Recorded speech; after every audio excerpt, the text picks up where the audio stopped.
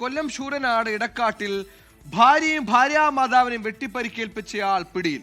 പാലക്കാട് തെനൂർ സ്വദേശി സത്യാജിയാണ് 12 വർഷങ്ങൾക്ക് ശേഷം പിടിയിലാകുന്നത്.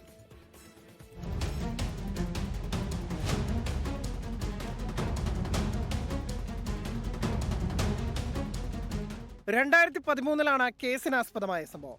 ഭാര്യ വീട്ടുകാരുമായി ഉണ്ടായ തർക്കത്തെ തുടർന്നാണ് പ്രതി സത്യാജി ഭാര്യയെയും ഭാര്യാമാതാവിനെയും കൊലപ്പെടുത്താൻ തീരുമാനിച്ചത്. അവർ താമസിക്കുന്ന പോരുവഴി ഇടക്കാടിന് സമീപമുള്ള വാടക വീട്ടിൽ അതിക്രമിച്ചു കയറി ഭാര്യയെയും ഭാര്യാമാതാവിനെയും ആക്രമിക്കുകയായിരുന്നു. പിന്നാലെ ശൂരനാട് പോലീസ് കൊലപാതക ശ്രമത്തിന് കേസെടുത്ത പ്രതിയെ പിടികൂടിയിരുന്നു. എന്നാൽ ജാമ്യത്തിലിറങ്ങിയ പ്രതി മുങ്ങി. തമിഴ്നാട്ടിലും പാലക്കാട്ടുമായി വിവിധ പ്രദേശങ്ങളിൽ ഒളിവിൽ കഴിയുകയായിരുന്നു. തുടർന്ന് ശാസ്താംകോട്ട കോടതിയിൽ നിന്ന് പിടികിട്ടാപ്പുള്ളിയായി പ്രഖ്യാപിച്ചു. പ്രതിക്കായി ഊർജിത അന്വേഷണം നടത്തിയെങ്കിലും യാതൊരു വിവരങ്ങളും ലഭിച്ചിരുന്നില്ല.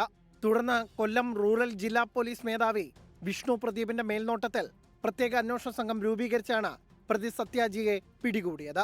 ശൂരനാട് SHO ജോസഫ് ലിയോണിന്റെ നേതൃത്വത്തിലുള്ള പ്രത്യേക പോലീസ് സംഘത്തിന് ഇയാൾ പാലക്കാട് ജില്ലയിലെ മരുതറോഡ് ഒളിവിൽ കഴിയുന്നുണ്ടെന്ന വിവരം കിട്ടി. ഇതിന്റെ അടിസ്ഥാനത്തിൽ നടത്തിയ തെരച്ചിലാണ് പ്രതിയെ പിടികൂടിയത്. കോടതിയിൽ ഹാജരാക്കിയ പ്രതിയെ റിമാൻഡ് ചെയ്തു. 24 കൊല്ലം.